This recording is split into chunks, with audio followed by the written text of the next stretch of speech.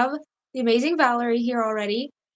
We have Madigan Thompson, who is trying to join. We're trying to get her on, and this is where we do the interesting technological stuff. And then Cara Peregrino, unfortunately, can't be here today because she is sick. So that's very sad. Hopefully, she is getting some rest. She is in Scotland, so she will probably already be asleep by now or soon. Um, so it looks like we will only be able to have one person on at a time. I thought that might be the case. So I can talk to Valari, and then Madigan will come and talk to us once Valarie's done, if that's okay. And we'll still manage to take questions for both of them, and we will figure this out and make this work. So thank you so much to everyone who's here. We do have some people here, yay. Of course, part of me was like, what if we don't have anybody come? And I was like, well, we'll have some people come. So we do have people, and that is super exciting. So I will help Madigan do what she needs to do to get on in just a second. But to start out, Valari, what is one of the first things that you want people to know about you as an author? Yeah, that's an interesting question that could go several different directions. Yeah, I should probably clarify that I write both science fiction and fantasy. I focus a little more on science fiction these days. My story in the anthology Symbiosis is definitely more science fiction, apocalyptic. But I am inspired by all genres of stories. I pretty much read anything I can get my hands on, and especially I'd like to, uh, I guess, be known for plot twists in a way. Um, I've had several kind comments about that in my story, and I think that's bec- partly because I'm inspired by all genres. Like I don't want to get stuck in a rut of just doing the same science fiction thing that everybody's done before. Because I'm also reading contemporary. I'm also reading fantasy. I'm also reading historical fiction, that kind of thing. Yeah, that's awesome. Yeah, the plot twist in your story is definitely one of the very memorable features of it, and I love it. So we're talking, in case anybody doesn't know, we're talking about Valerie's story in the Voices of the Future: Stories of Family and Fearlessness anthology, which she and I both have short stories published in. Valerie's short story is called Symbiosis. Madigan also has a short story in here, and so does Cara. Cara's story is called The Penny Dragon, and it is about an aging lady who is starting to lose some of her memories. And it's about a tiny little dragon in her house. And we love the penny dragon. Cara has worked with elderly people in a nursing home setting before, so she's very knowledgeable about that stage of life, even though she's young like we are. So it's a very cool story. I want to make sure to give that a highlight, even though Cara couldn't be here today. And if you don't have your copy of Voices of the Future yet, there is a link to it in the description. So just click on that link and you'll be able to get your own copy of this book and read the stories that we're talking about today. So speaking of the stories, Valari, what is your story about? Yeah, so I already mentioned that it's apocalyptic. So the situation is that mutant plants are taking over the world. They're starting to come to life and fight against humans. The human solution is to basically start a nuclear apocalypse and try to wipe out the savage plant strain in one fell blow.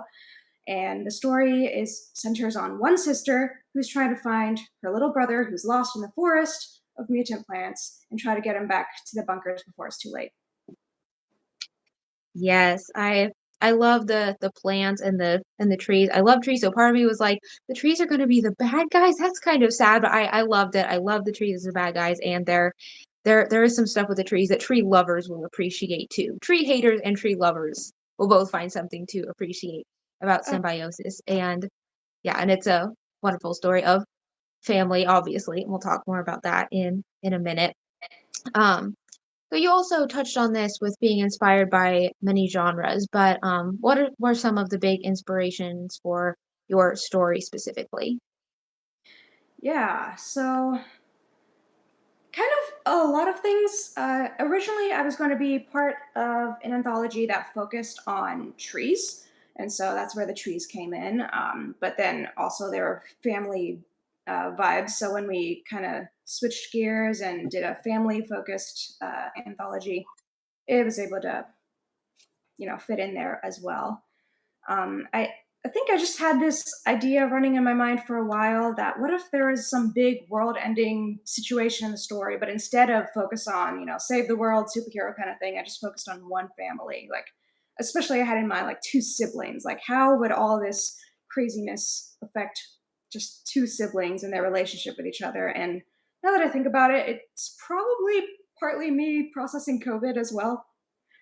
That Because makes so much sense.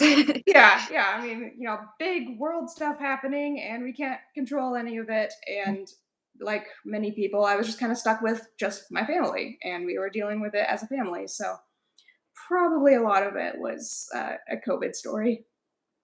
That makes so much sense. I hadn't thought of it as a COVID story, but now that you say that, I'm like, that totally makes sense. And yes, the world ending, but also very zoomed in on this one family. I wanted to read. I love the first couple sentences of your story. I wanted to read that your story starts out. Damien was missing. The world had scheduled its own end for 5 hours from now, and Damien was missing. And I love that. That's one of my favorite openings in the anthology because it really gets in both that like the world has scheduled its own end, but also this is about how Addison's little brother is missing. So I think that that opening really combines those two aspects well. Um, so who would you say the story is for? Who is your target audience with Symbiosis and with your writing in general?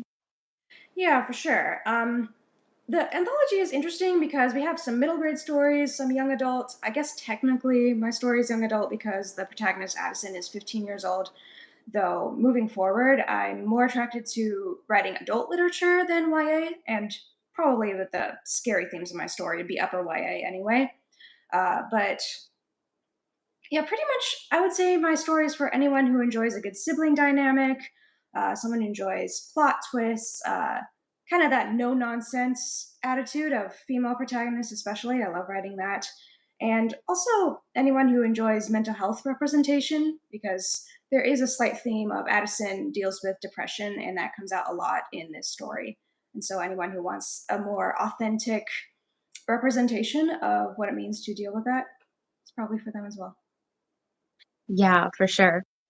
Um, and yeah, coming back to the family theme, to the siblings, the theme of the anthology is family and fearlessness. So is there anything else that you would comment on about how the story fits into the family theme and what the story says about family, if you can communicate that without spoilers?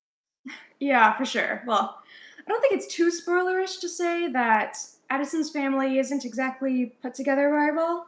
Like, basically, they're a broken family. You learn from the get go that their mother is very traumatized from what's been going on in the world, and their father abandoned them.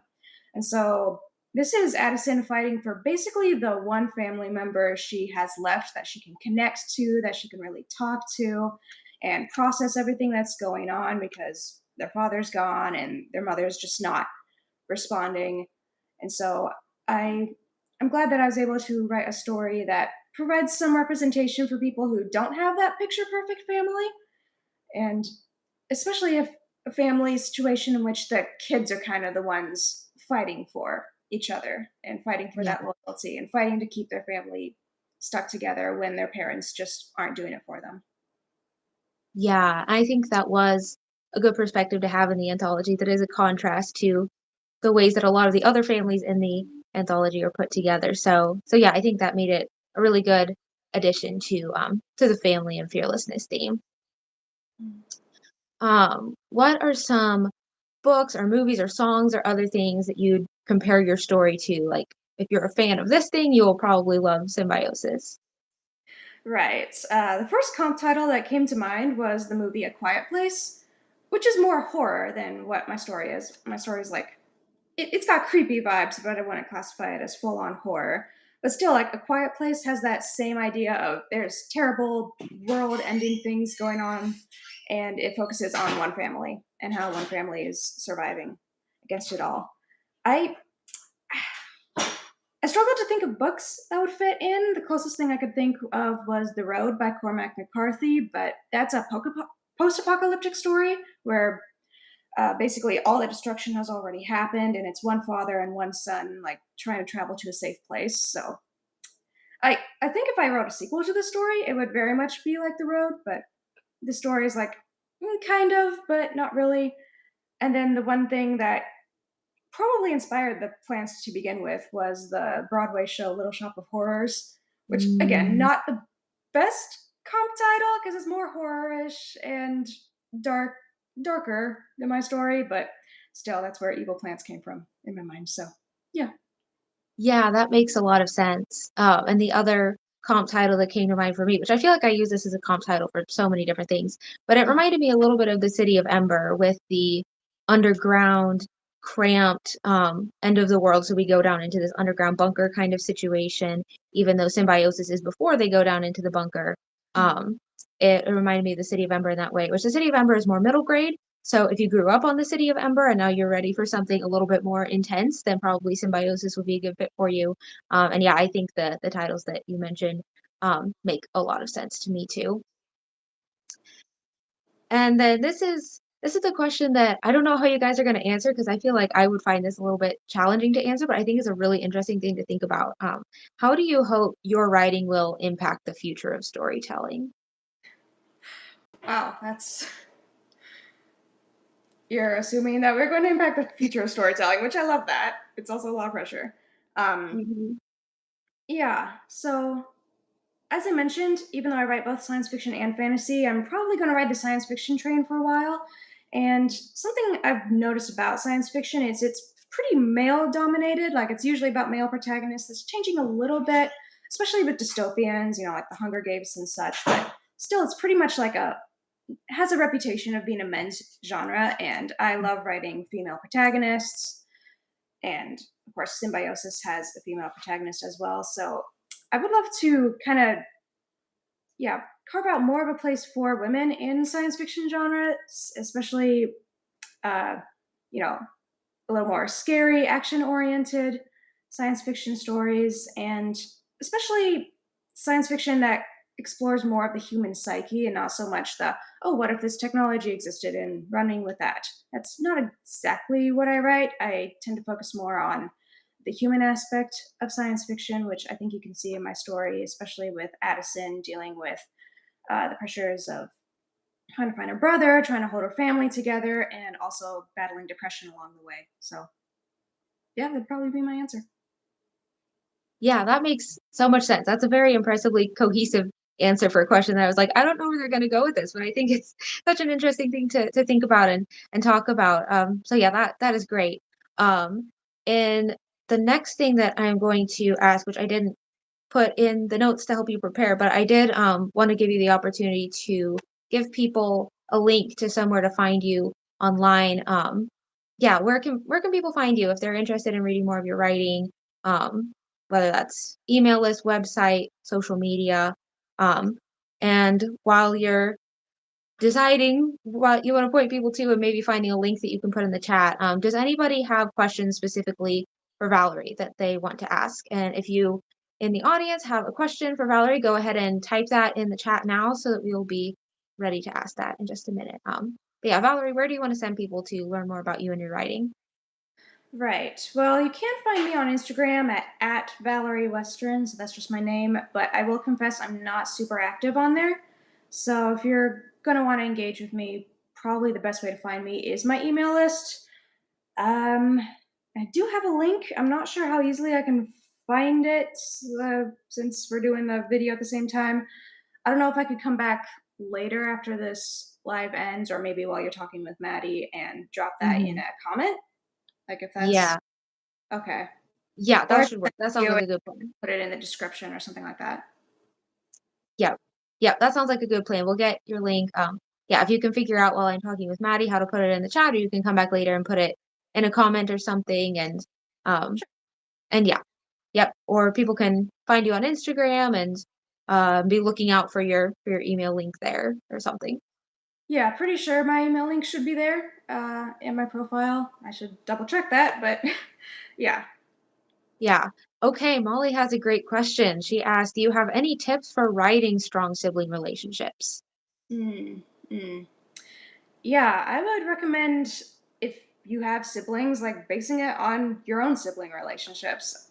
I mean, something I like to pull on in my writing is trying to base it more on real life stuff than what I've seen in fiction because it's fun to, try to write something that's in a way an homage to your favorite fiction story. But after a while, if fiction just keeps repeating fiction, it kind of gets a little more distanced from actual reality.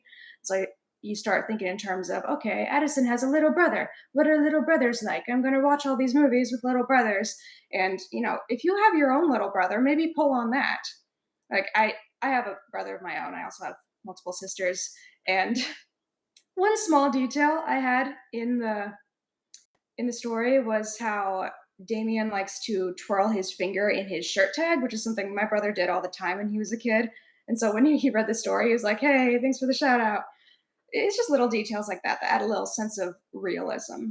So if you have siblings or if you know people who have siblings, just study the way they interact with each other and don't just repeat what you see on the screen, especially since a lot of people, for some reason, when they're writing siblings on the screen or in books, they have them constantly refer to the fact that they are siblings. I've heard that complained about. Like they're constantly calling each other sis or little bro, and it's like real siblings don't do that. We don't Nope. do that. Never have I ever done that. So don't do that. Yes, it's so true. Yeah, I've never done that either.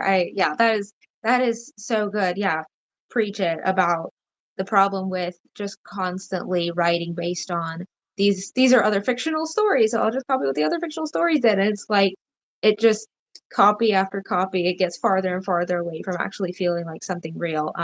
So that's another way that hopefully our writing can impact the future of storytelling with bringing in more of that real life influence.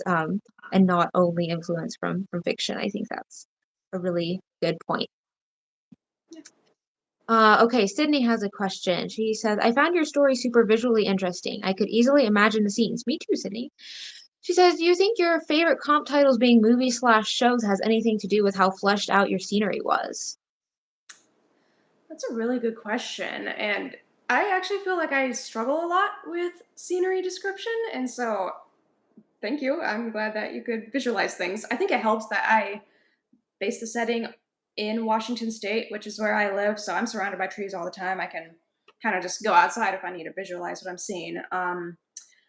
Based it on movies, probably, probably more than I realized. Like I watch movies. I watch new movies all the time. Like basically every weekend. That's a family activity that we like to do. So maybe in some ways, though also I find when I'm writing, sometimes I have to look up on Google like picture of a tree, picture of a forest, and that also helps me because I'm just not very picture smart. I don't have clear pictures in my mind a lot of the time, so I guess I recognize about that about myself and do what I can to try to make up for that. Yeah, that makes sense. Yeah. I think it worked. I think we all agree that that worked out, and we definitely felt immersed in the tree setting. You Catastrophe Books asks, "What's your favorite obscure slash made up trope?" Obscure slash made up trope. That's really hard to answer. I'm not usually a fan of tropes for the same reason I said earlier. Like, fiction that just imitates fiction just gets more and more detached from reality. Uh, though there a few things. I guess this is not at all to do with my story, but the kind of thing where it's a more battle-ish story, and they're going to the enemy place, and the enemies are like, okay, take out all your weapons. And one character is just like taking out weapon after weapon after weapon and in just increasingly ridiculous places. Like, that's always fun to see. I don't know if that answers the question, but it's what I thought of. Yes, that is a fun trope, and, the characters brought out 15 weapons, and the guard's like, "I said all your weapons," and then the character Mhm. brings out, like, 5 more. Yeah. Yeah, that's always a good time. Or you can pull a Gandalf and be like, what? It's my walking stick. Come on. Yes. You wouldn't take an old man's walking stick, would you? Yeah. Yeah. Yes, that is always a lot of fun. Okay, Valerie, is there anything else that you want to share before we go to Maddie? Uh, Not sure. I will put my email list link, which actually comes with a preview to my short story. I send new subscribers the first scene, and so if you want to try out my writing before committing to buying the full anthology, like that's a good way to do it. And yeah, I hope to see you there. Yeah, awesome. Okay, if there aren't any last minute questions, then I will kick you out of the live, Valerie. But thank you so much for coming on. I'm glad you could be here. That was awesome. I loved your answers, and I'm glad that you could come talk on my YouTube channel today. Well, thank you for having me. I look forward to listening to what Maddie has to say, and I hope you're able to catch Cara sometime because her story is amazing and her accent's also amazing. So, True. yeah. This is true. Okay, thank you, and I'm kicking you out now. Okay. Okay, Valerie is gone, so let's see if Maddie can now join. Um, Maddie, are you here?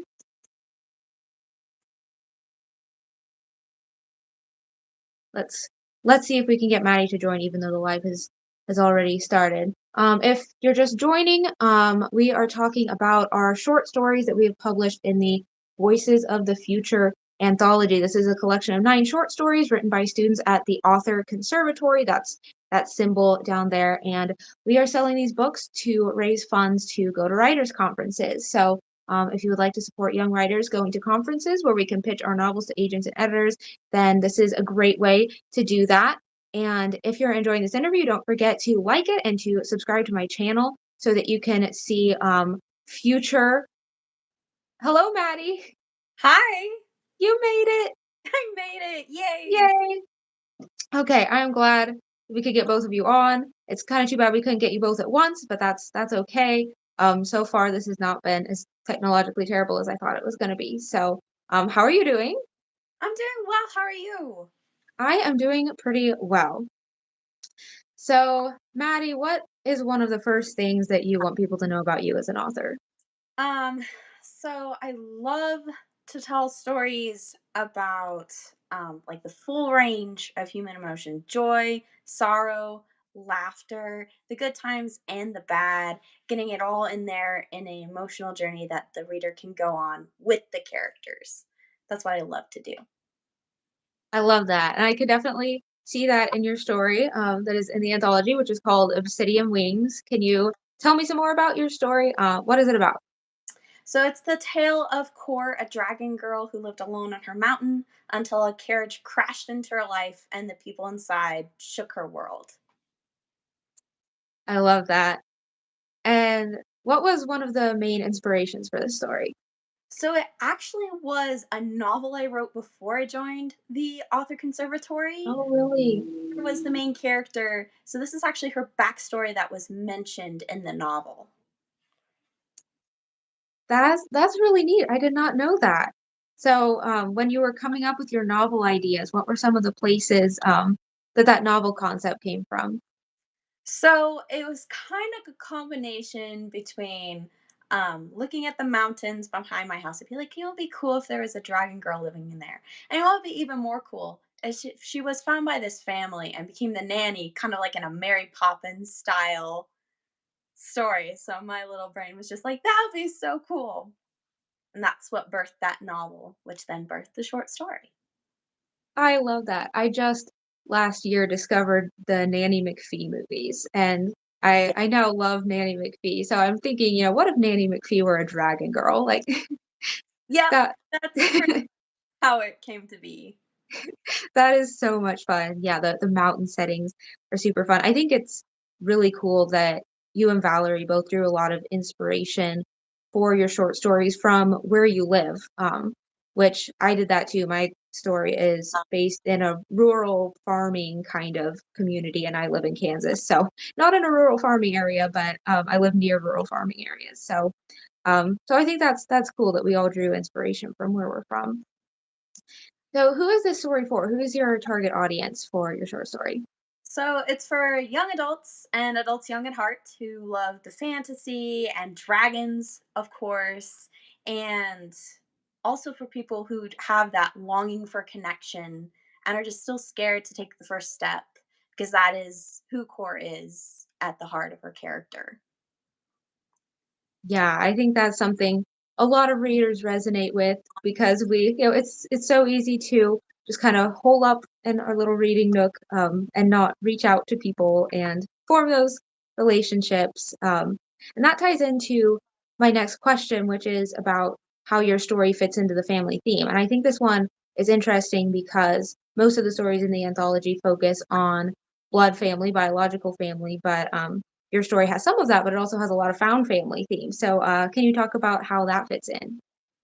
It's found family through and through. Kind of the classic character is alone. They don't really have anyone in particular, but they long for something like that. And they see it in a blood family and they're like, oh, well, that can't be me. And then, of course, gets pulled in and becomes part of a family. And I love those kinds of stories. Those are some of my favorites to read and favorite to tell. Yeah. Yeah, this is making me want to reread Obsidian Wings because that is such a fun trope when that happens. I love it. We mentioned Mary Poppins. I brought up Nanny McPhee. Are there any other books, movies, shows, songs that you would compare your story to, or that if you're a fan of this thing, you'll probably be a fan of Obsidian Wings? So for Obsidian Wings specifically, there's a lot of Tarzan Jungle Book esque elements in there. She's living by herself in the mountains with only animals, and then lo and behold, humans come.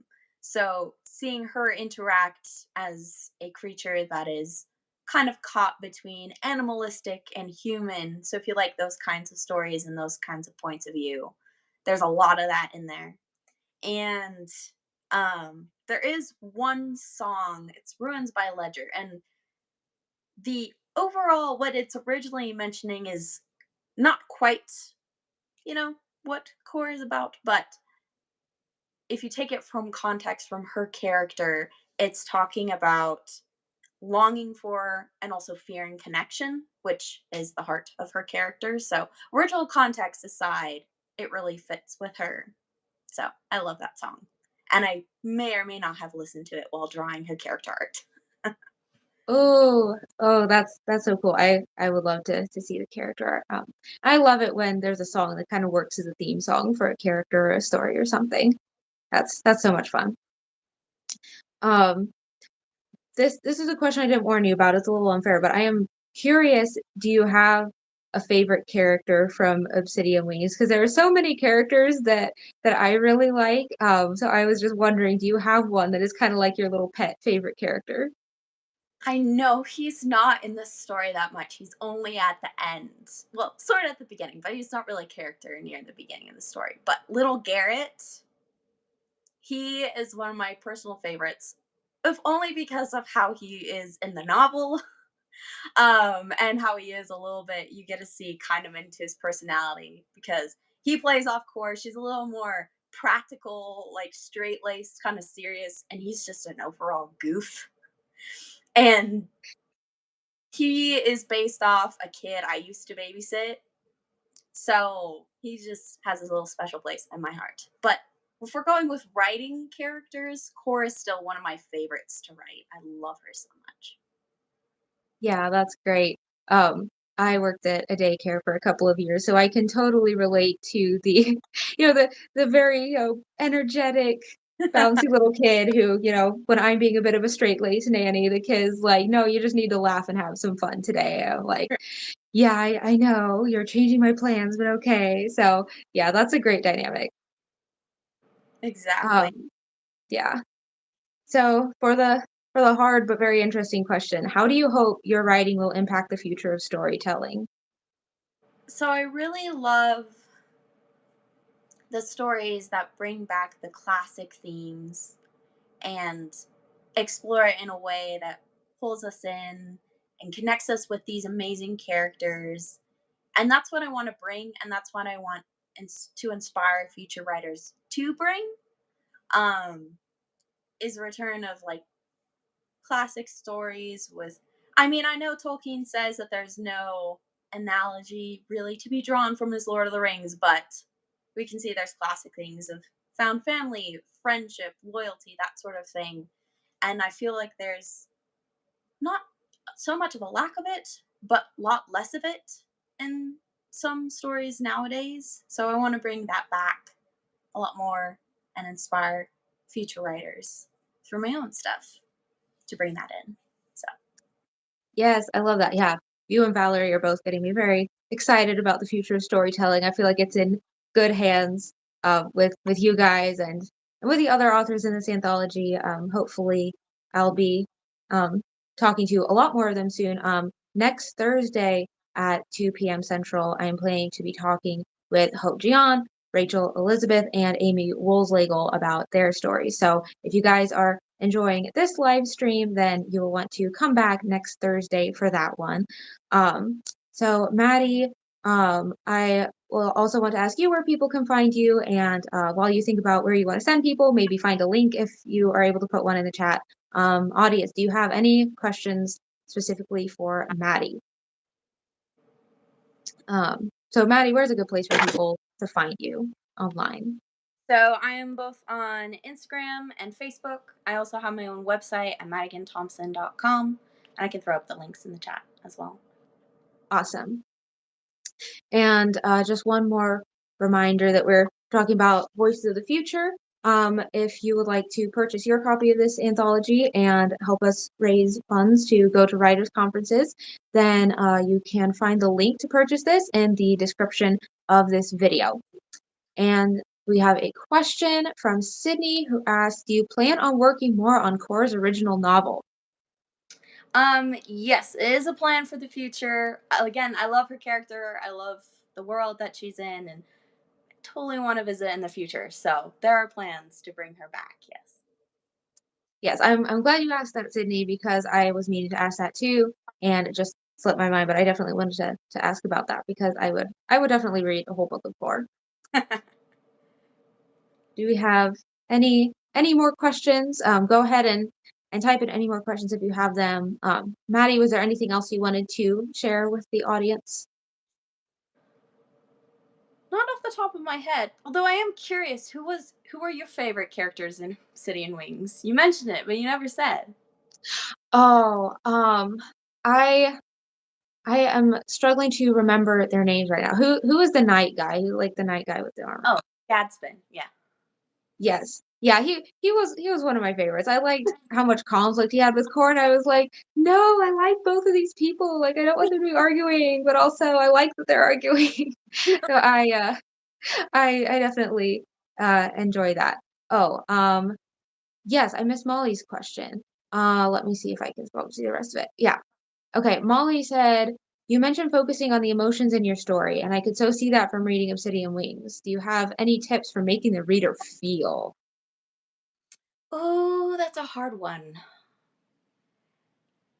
I found it a lot easier writing in first person, especially if you're wanting to put the reader in the character's shoes and really diving into connecting them to how the character is feeling and also how they're seeing the world.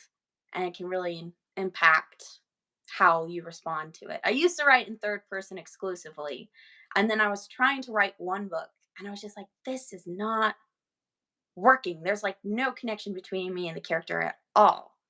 And then I tried first person, and I'm like, you know what? This is actually working a little bit better. So I've been writing in first person a lot more because I feel it brings more of that connection and emotion into the character and kind of acts as the bridge between you and them. Yeah, that's really interesting. That is a good tip. It's yeah, it seems like especially certain writers and readers like really connect with first person better. So maybe I need to experiment more with that too, because I usually am a like third person. But yeah, first person can definitely be a powerful tool for that. So if that's all the questions, you guys had some good questions. Um, I was glad that you guys came up with such good questions. I was like, oh, these are things I should have been asking. And I really appreciate you all being here. Um, so I am giving you just a couple more seconds for questions, but if we got to everybody's, then I think we're good. I think we're ready to sign off. But thank you guys so much for being here. Thank you for being here, Maddie, and thank you, Valerie, for your time. It was great. Don't forget, we were also hoping to talk to Cara Peregrino today, and we didn't get to, but don't forget, her story, The Penny Dragon, is also really good in here. So look up Cara Peregrino on Instagram or something and get introduced to her writing. You will be glad you did. And I think that's it for today, and I will see everybody on Thursday at 2 p.m. when I talk to 3 more authors from Voices of the Future. See you guys later. Bye.